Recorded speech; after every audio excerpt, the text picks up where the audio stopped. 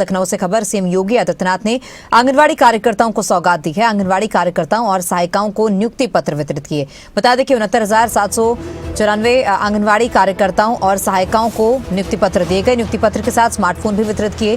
3,170 आंगनवाड़ी भवनों का लोकार्पण और शिलान्यास भी किया गया। तो नियुक्ति पत्र के साथ स्मार्टफोन भी वितरित किए हैं, सीएम योगी ने वितरित किए हैं। आंगनवाड़ी कार्यकर्ताओं को और सहायिकाओं को नियुक्ति पत्र वितरित किए गए, साथ ही स्मार्टफोन्स भी गिफ्ट किए गए। बता दें कि सीएम योगी आदित्यनाथ ने आंगनवाड़ी कार्यकर्ताओं को ये बड़ी सौगात दी है। आंगनवाड़ी कार्यकर्तियों को और मुख्य सेविकाओं को ये स्मार्टफोन 69,800 से अधिक स्मार्टफोन वितरित किए जा रहे हैं। ये स्मार्टफोन आपके कार्य को में भी स्मार्टनेस लाएगा।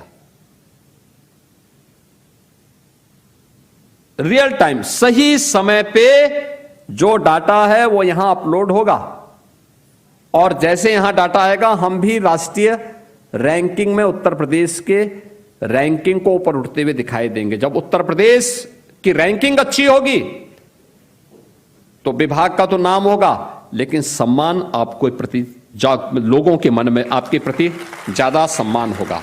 और इसीलिए हर आंगनबाड़ी केंद्र अब आंगनबाड़ी केंद्र मात्र नहीं है, यह एक डिजिटल सेवा का केंद्र बन गया है। ये जैसे स्मार्टफोन के साथ हम कार्य करना प्रारंभ करेंगे। योगी सरकार ने पिछली सपा सरकार पर निशाना साधते हुए कहा कि 2017 के पहले पोषाहार का वितरण होता था। उत्तर प्रदेश का सबसे बड़ा माफिया शराब माफिया करता था। सरकार ने पैसा लेकर इसका ठेका दिया था। मैं भौचक था कि शराब माफिया महिला और बाल विकास में घुसा हुआ है। मैंने पूछा शराब माफिया का यहाँ क्या काम है, तो ये पाप कौन करता था? ये वही लोग हैं जो जाति के नाम पर समाज को बांटकर समाज को खराब करते हैं, बच्चों के पोषाहार पर डाका डालते हैं। 17 के पहले तो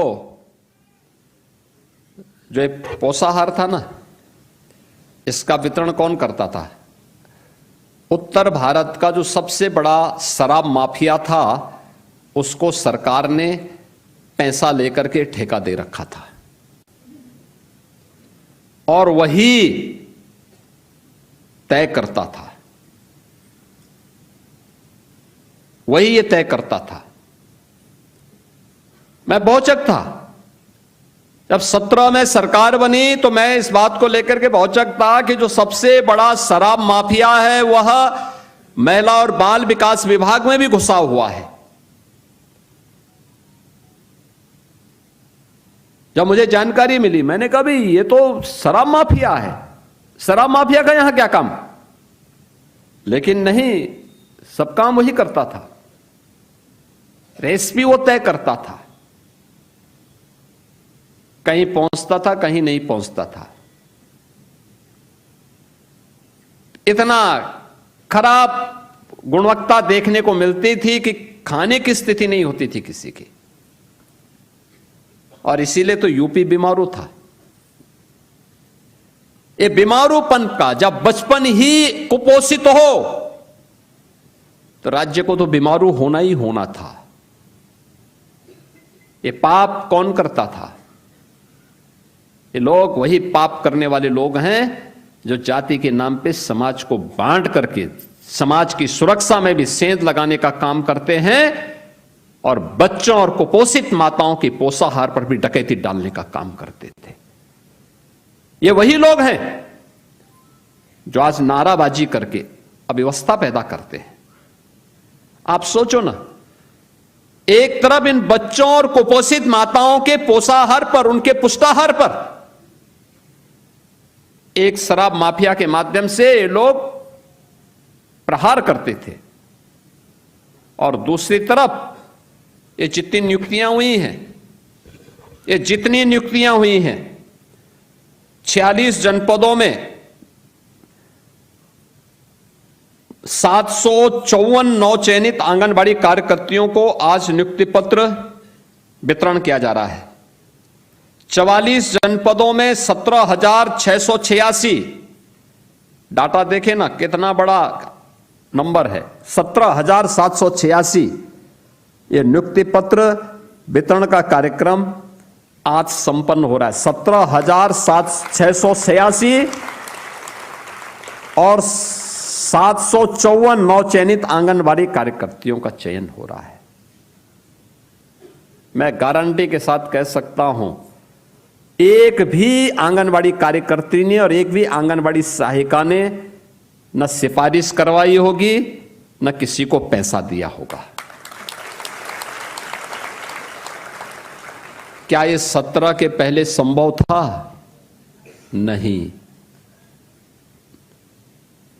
नहीं। 17 के पहले अगर ये प्रक्रिया प्रारंभ हुई होती तो आप में से एक का भी चयन नहीं होता। मैं गारंटी के साथ कह सकता हूं, क्योंकि आप काम करने वाले हैं तो पैसा नहीं देते, सिफारिश नहीं करवा सकते थे।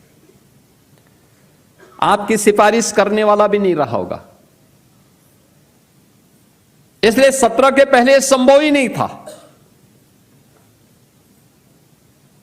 सिफारिश और पैसा दोनों चलता था, यानी पर्ची भी और खर्ची भी। और तब ये लोग प्रदेश के के साथ सौदेबाजी करते थे, इन गरीबों के हक पर डकैती डालते थे, उन कुपोषित मासूमों के हक पर डकैती डालते थे, उन कुपोषित माताओं के हक पर डकैती डालने का काम करते थे। आज जब लोग मंच पे खड़े होकर भाषण देते हैं तो हमें हंसी आती है उनकी बातों पर, हंसी आती है उनके कृत्यों पर।